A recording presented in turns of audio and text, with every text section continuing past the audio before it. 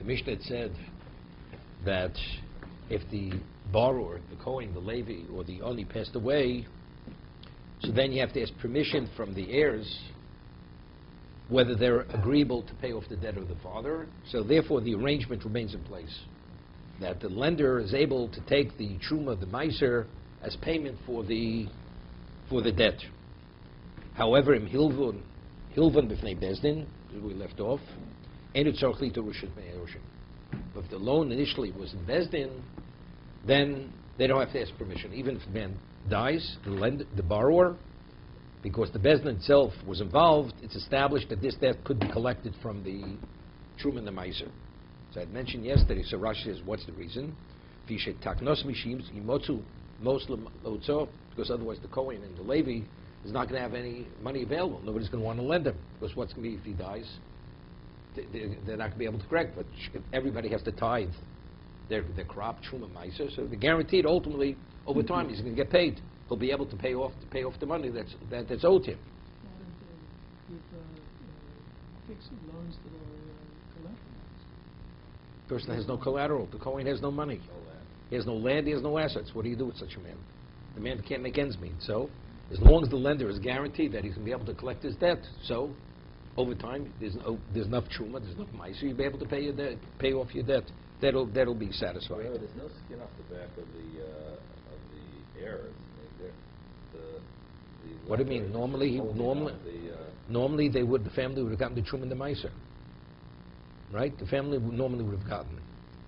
So if it's not there, the man has to give it to the family. Gives it to the family. So if they're agreeable, the arrangement continues. If not agreeable, then it doesn't continue. But if it's a Bezdin, it's irrelevant whether they're agreeable or not. The lender is able to withhold enough truma meiser to cover the debt. Okay? So I said yesterday, we said about it. There are a number of cases. Shoftim delves between loving. There's another case. There's a case. Normally, the Torah says that even for a monetary case, ordinary monetary, not for a penalty case, the judges have to be smuchim. They have to be ordained. They have to have the ordination of Moshe Rabbeinu. If they're not ordained, they're not qualified to rule, to adjudicate the case. It's not so simple to find such a person.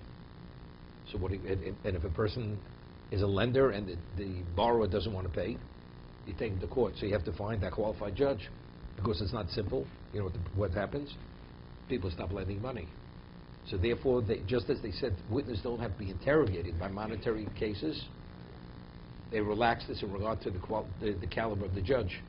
As long as he's a kosher Jew and he has some understanding of business, because the Gemara says, person's involved, mekoch memkar, he does commercial transactions, he has a sense of monetary value of money, what's owed when you're a debtor, when you're a creditor, so on and so forth, that's sufficient.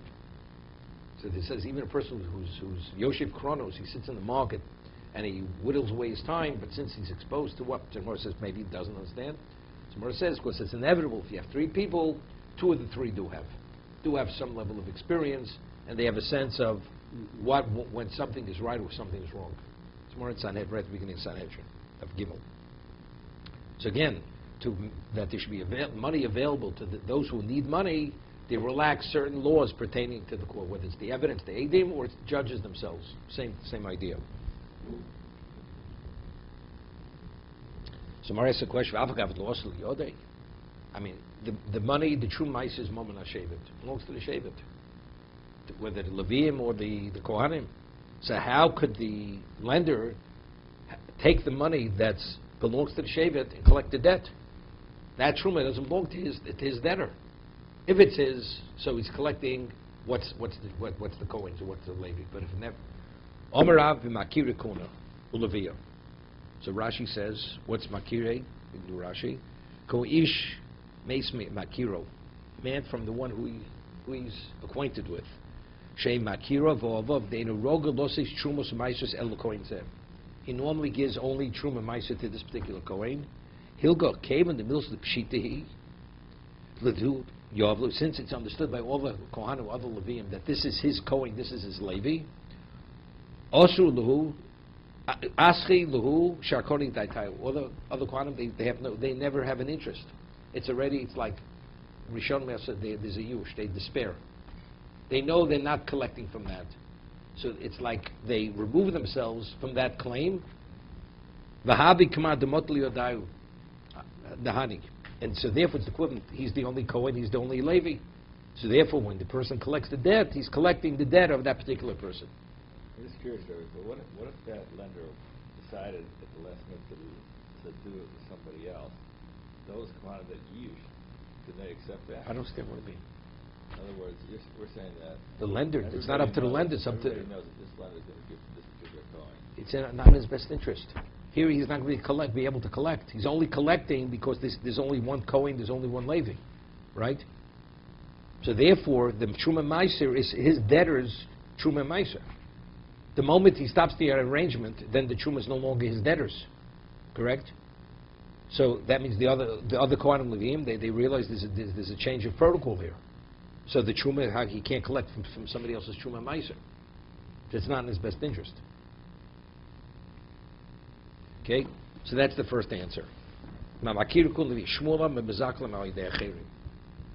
speaking about where he gives it to a third party, meaning if I give it the Truma to the Kohen, there's no question. The Kohen can take his Truma and give it back as payment, correct? The Meiser gives it back as payment. Let's say we have an arrangement where the debtor is in agreement that a third party could take the Truma and Meiser on his behalf, take possession on his behalf. Right? So immediately it becomes the Kohen and the Levis. This is Ochelon Shalom B'Fonov. In other words, the lender not highs, no. He said because the Kohen and Levi is in agreement to this, that the Truma Meiser should be the payment for the debt. So the lender goes to a third party, says, "Could you do me a favor? Take possession of this Truma Meiser on behalf of this Kohen, on behalf of this Levi." Okay. So the moment he does that, and then he takes it back from him, and he has a right to take back from him because the Kohen and the Levi originally was in agreement for this arrangement. It's not a problem. So that's the way Shmuel learns the Mishnah.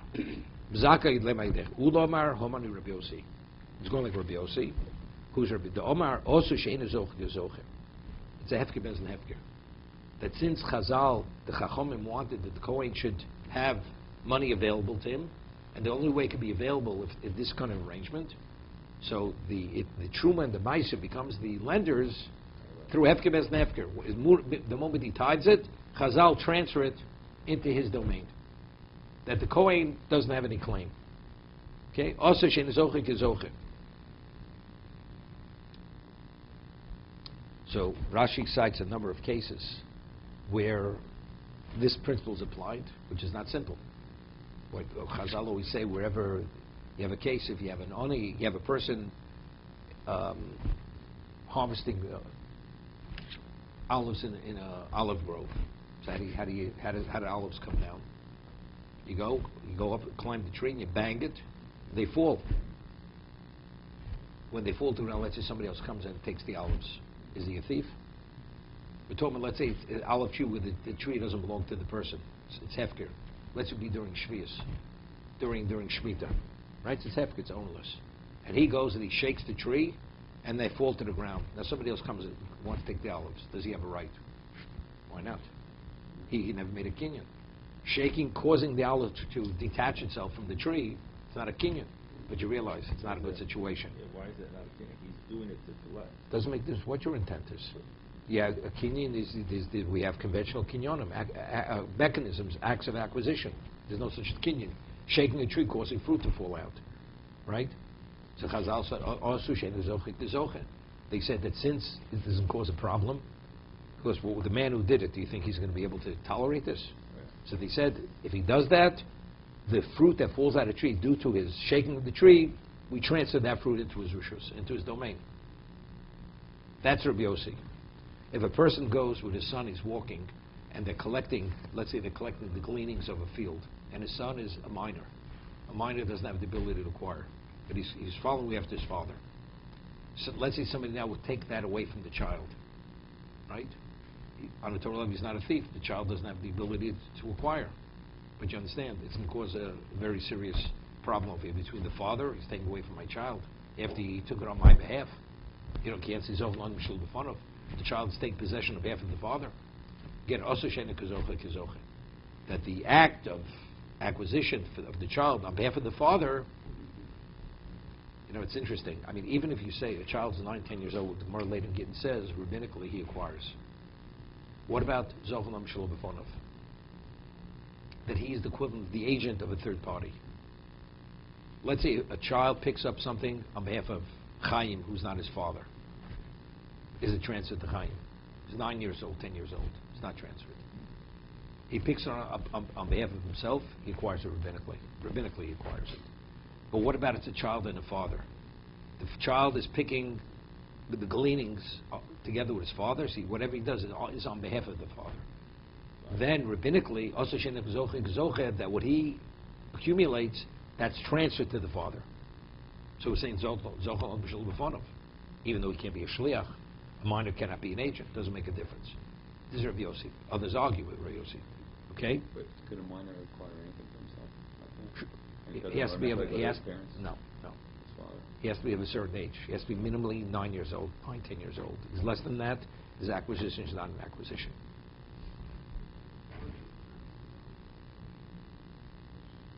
We're saying even though he could acquire, no. I know, but we're talking about transferring it to the father. Transfer to the father, he cannot transfer it. Correct. No, that's different. There, it's even if the father takes it back, he can't take it back. Here we're talking about he's a shliach of the father. So here it's even more than that.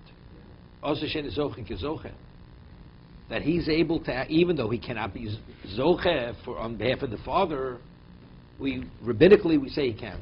That's Rabbi Yossi.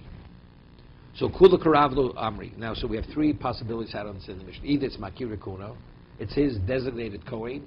Therefore, all of the kohanim they despair, and therefore it's as if he's the only kohen, only Levi, or a third party took possession, right, on his behalf of the kohen, or like Rabbi Yossi. So kula karavlo amri makir lo katoni. You understand? Why don't, we'll see Tosas in a moment. Why did they reject Rav? Because it doesn't seem to be the Mishnah speaking about Makir Kuna. So Tosas explains, what does that mean? So you have to speak about a very specific case. That this person had this coin, had a unique arrangement with this family, they always gave their truma to this person.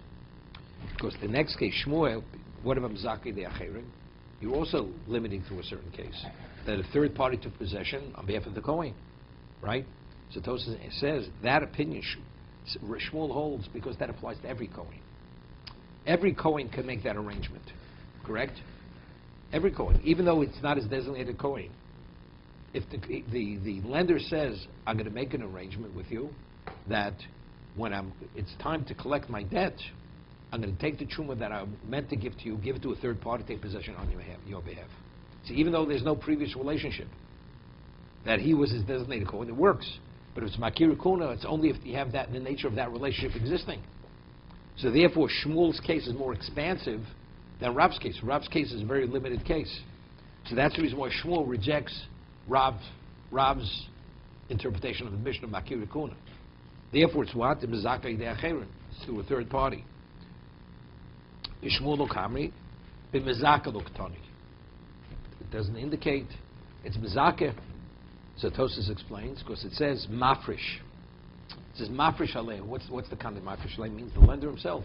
When he takes the truma, he's mafresh on behalf of that coin, and he can take possession immediately. It seems to be the connotation he's not giving to a third party. So even though Rav's case is limited, but the way the Mishnah reads, there's no third party involved. The lender himself is able, from the time he's mafresh, he ties it, at that moment he can take it immediately. No. That's Makir Kuna. Rav is Makir Kuna. Rabbi Yossi is don't do Makir Kuna. Rabbi Yossi, it says there's a special takona hefke bezn hefke. Right, so he's saying that he just does it himself as soon as he. Isn't that what Yossi saying? Yeah, but for a different reason. Rabbi Yossi, if you hold like Rabbi Yossi, it would work out, right? Because he's doing it, but we don't rule like Rabbi Yossi. As Mark's going to say, no, he's a minority opinion. The majority disagree with Rabbi Yossi. That there's no such no such takona was never legislated such a thing should be. So that's why he's rejected. In his position, the Mishnah reads the best. It's mafresh. How did it become his? Also, shein is zocher is zocher. But if we don't hold like Rabbi Yossi, that interpretation has no application. So we have a choice. Makiri kuna like Rav, or like Shmuel is given to a third party. So Rav says even though Makiri kuna is something, a very specific case with the designated Kohen, but the connotation of Mafresh Truma, the moment he tides it, it becomes his immediately. So that's how did it become his immediately? So evidently there's no third party involved. So the only interpretation could be is Makiri kuna. Because his Kohen is the only Kohen, so what he's taking it belongs to his debtor.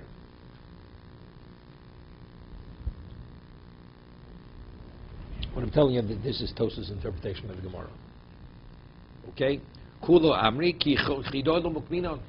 We're not going to establish the Mishnah is going like a minority opinion. Tos is a question. But la halacha we rule like Rabbi Yossi. He may be a minority opinion, right? But we rule like Rabbi Yossi. The answer is, even though we rule that way, but if we could have a Mishnah to establish it like the majority, rather than a minority opinion. Shmuel himself rules like Rabbi Yossi.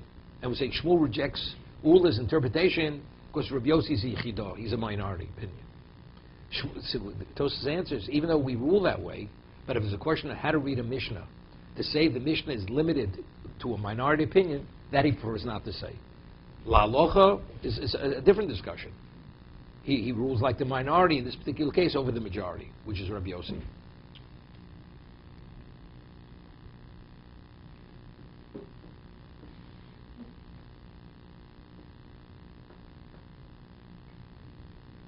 There's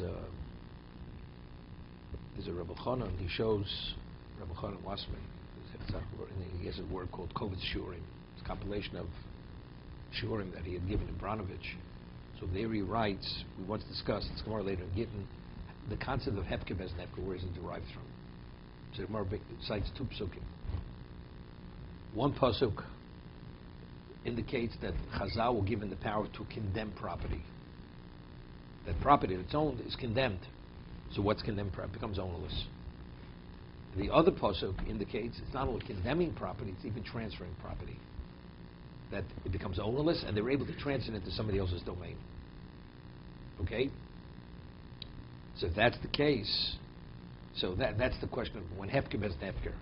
Do they only have the ability to remove one's ownership, but not to transfer somebody else's domain, or even to transfer one's domain? Also, that even though you didn't take possession, it's as if you did take possession. So our question is, how did it become the Kohen's? If you say Hefker bez Nefker, not only did they take it away from other Kohanim and they give it to this, see, it doesn't work out well in this Gemara here. Because if they take it away from other Kohanim, it's Hefker. So, and they allow this Kohen to be the only Kohen who has the ownership rights. So even if it's only condemning, right, removing their rights to it. So if that's the case, we're okay over here. So they should accept Rabbi Yossi, right? Truma is different. See, if it would be another situation, so unless you do the actual acquisition, it's not yours. But over here, we're dealing with Truma, the Hefker bez Nefker, the moment they make it Hefker, take it away from the other Kohanim, and they allow this one Kohen's rights to remain, right? So if that's the case, he's the owner. So if he's the owner, everybody should agree with him. So from this case, seemingly would be indicated that it's not correct. That interpretation of the argument, whether you hold like Rabbi Yossi, don't hold like Rabbi Yossi. Okay. Ton Rabbonon. Hamal v'mos es hakohen v'saliv es oni. Leos mafrish aleim michelkom. Okay. Brisa. Mafrish aleim mecheska shein kayomin. Okay. He's able to tithe it with the presumption that they're still alive. Like the Mishnah, this is the Mishnah, same, but it's the Brisa. Uposig imon kishar hazol. And the agreement would be, he wants to get the maximum on his money, on the loan. The lender.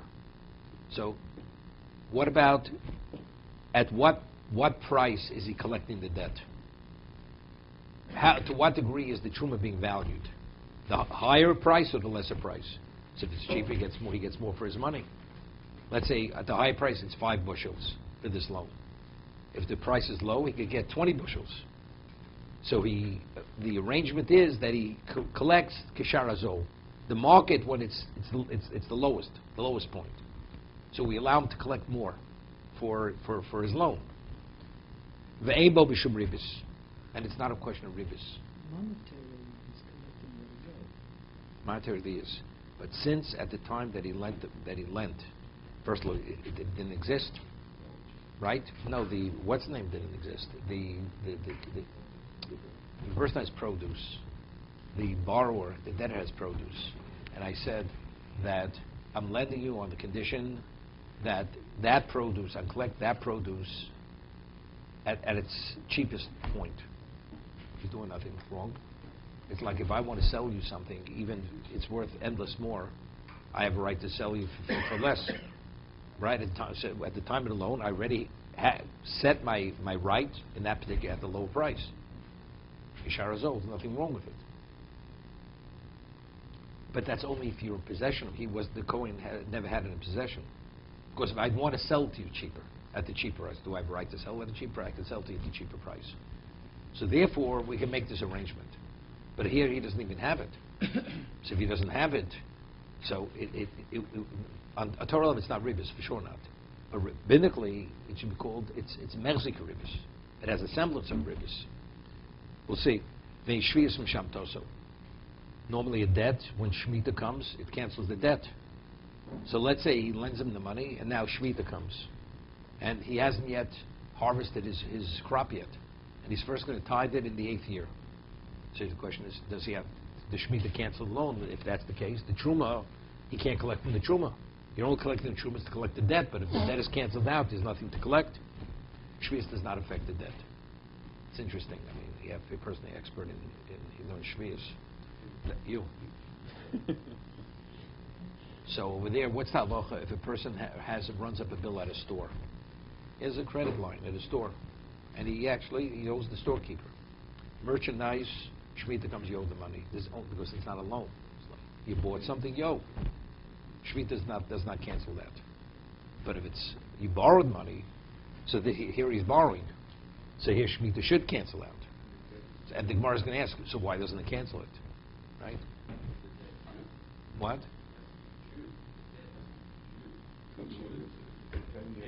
Yeah, we're talking about it's due.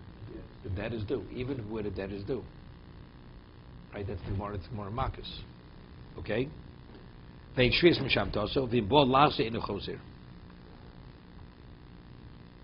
the lender wants to back out on the arrangement, and he wants to collect from elsewhere, he cannot back out. He locked it into what? That he's going to collect the debt from the Trum and the Meiser. Let's say the borrower comes upon he has other assets. He says, I'm going to collect from that asset. Can't. The arrangement is from Trum and Meiser, you're not going to touch my personal property. Okay? Nisyashu Abali. What happened? The lender, he has a crop, and it seemed to be there was a blight, and there's not going to be a crop. And the owner of the field, the lender, he owns the field, he despaired, he sees it's a lost cause. And he believed he's not going to be able to collect. So he had a sense of what? Of loss, of yush. And then all of a sudden it came back. Came back, and there is the crop. Could he, now that he tithes the Trum and Meiser, could he take that as payment? The moment he had yush, that he had despair, it's as if he despaired that there's no longer, the debt doesn't exist any longer. He gave up on collecting that debt. No, the whole debt is gone. The whole debt is gone. The debt is always contingent on collecting. Since he despaired that debt will not be collected, he cannot collect the debt any longer.